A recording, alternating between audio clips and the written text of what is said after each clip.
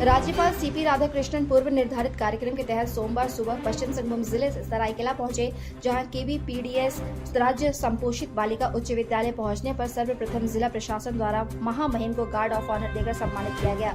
इस मौके पर सरायकेला जिला पुलिस प्रशासन के सभी आला अधिकारी मौजूद रहे।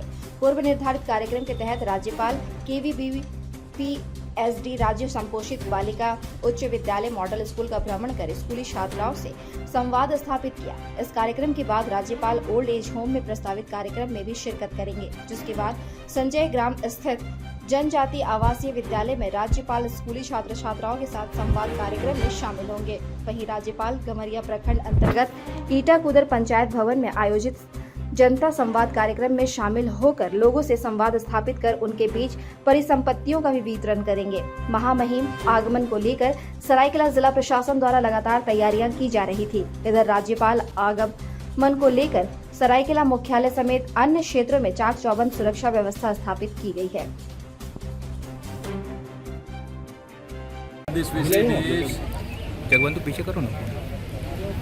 to know the people's status of living, standard of living at their place itself.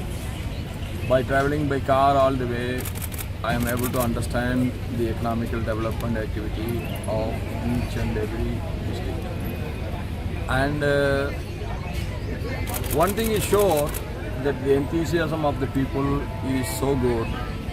Step by step, the economical development will root inside the villages, and the small towns and the big cities are developing. The scope for development is very high, that I hope in the next 5 years there will be tremendous development will come in Jharkhand.